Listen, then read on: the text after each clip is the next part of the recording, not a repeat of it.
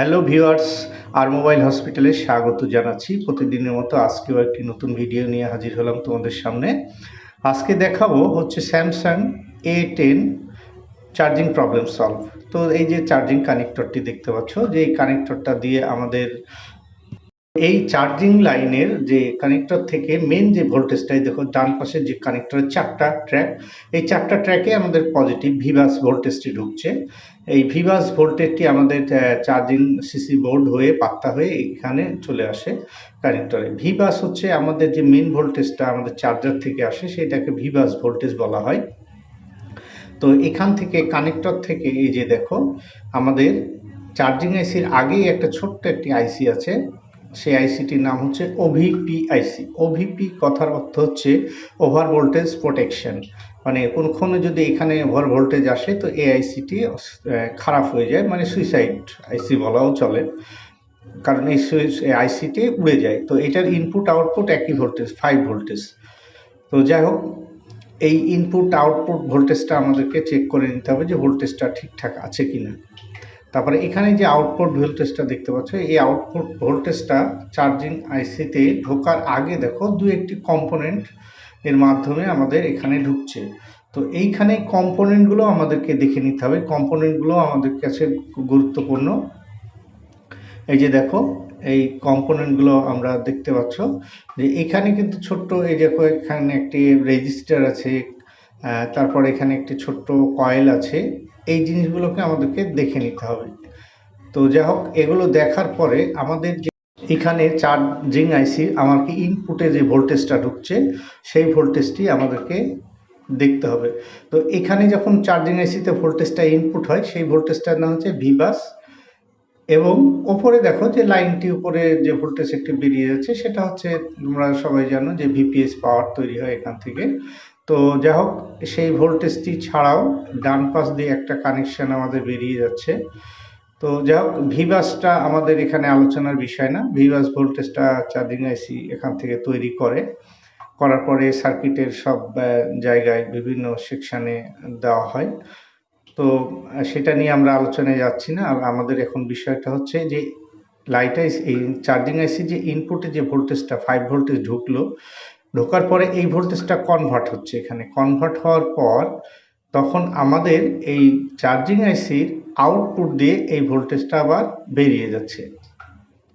তো আমাদের 5 voltage in হওয়ার পরে আমাদের কিন্তু আউটপুট হবে কিন্তু কম, মানে যেটা ইনপুট হবে সেটাই কিন্তু আউটপুট হবে না, মানে ওইটা কমিয়ে দেবে ভোল্টেজটা। হ্যাঁ, তো এখানে আমাদের ইনপুটটা আমরা এখানে 5 পাবো এবং আউটপুটটা যেটা আমাদের কাছে আসবে সেই আউটপুটটা হচ্ছে, এই যে আউটপুটটা আমি আরও দিয়ে দেখাচ্ছি, সেই আউটপুটটা হচ্ছে 3.7 থেকে 4.2, মানে 3.74 এরকম ভোল্টেজ আমাদের আসে।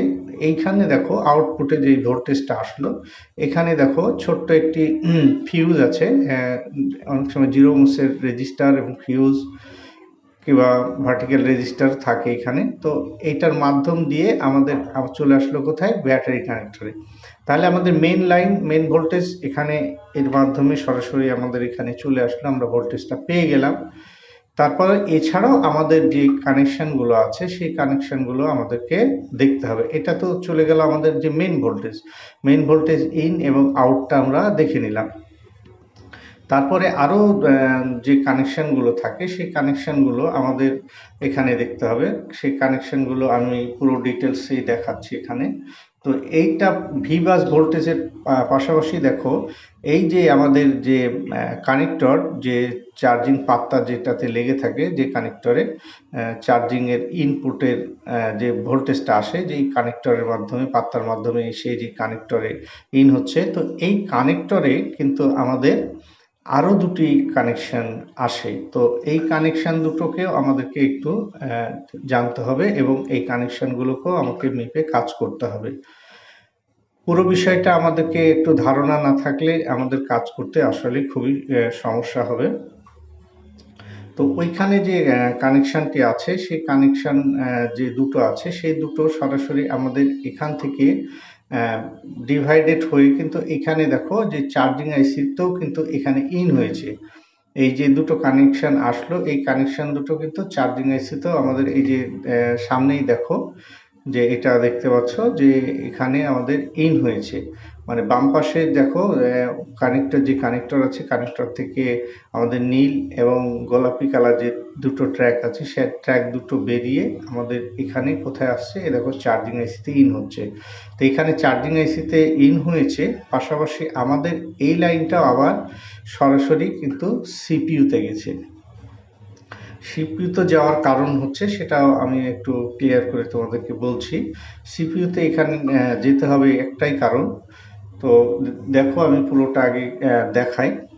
তো যা হোক, এই কানেকশন দুটো আমাদের এই সরাসরি কানেক্টর থেকে সরাসরি চলে যায় আমাদের সিপিইউতে। তো এখানে ওই দুটো কানেকশন আবার ডিভাইডেড হয়ে এখানে আমাদের এই দুটো আবার সিপিইউতে পাওয়া, এখানে যে চার্জিং আইসি আছে সেই চার্জিং আইসিতে আবার ইন হয়। তা আমাদের এই জিআরগুলোকে আমাদেরকে চেক করতে হবে। কিন্তু অ্যাকচুয়ালি চার্জিংয়ের যে মেন সমস্যাটা হয় সেটা হলো এই যে আমাদের মেন ভোল্টেজ এই টেনে সাধারণত এখানেই আমাদের সমস্যাটা হয়ে থাকে, যে আমাদের যে ভিপিএস মানে যে ভিবাস ভোল্টেজটি, সেই ভোল্টেজটি আমাদের প্রবলেম হয়। সেই ভোল্টেজটি যদি আমরা ঠিকঠাক ইন এবং আউটগুলো সব ঠিকঠাক দেখে এবং কাজটা করতে পারি তাহলে আমাদের সহজেই সমাধান হয়ে যায়। আমাদের সাধারণত ওভিপি আইসি খারাপ হয় অথবা চার্জিং আইসি খারাপ হয়, এই কারণের জন্যই কিন্তু আমাদের সাধারণত এই চার্জিংয়ের প্রবলেমগুলো আসে। তো চার্জিংয়ের আসলে প্রবলেমটা এইখানে যদি প্রবলেম হয় সেটা কিন্তু অনেক সময় ডেড হয়ে থাকে। তো এখানে কাজ করলে সেটা অন হয় এবং চার্জিংটাও কাজ করতে থাকে। মানে এই ম্যাক্সিমাম যে স্যামসাংয়ের এই সেটগুলো তো সাধারণত ডেড হয়ে গেলে কিন্তু এই চার্জিং আইসি থেকেই আমাদের এই প্রবলেমটা হয়ে থাকে। কারণ চার্জিং আইসি যখন ওইপি আইসিটা ভোল্টেজটা চার্জিং আইসিকে দিচ্ছে, কিন্তু এর যখন ভিপিএস পাওয়ার তৈরি করতে না পারছে, চার্জিং আইসি খারাপ হয়ে যাচ্ছে, তখনই কিন্তু সেটটা ডেড হয়ে থাকছে।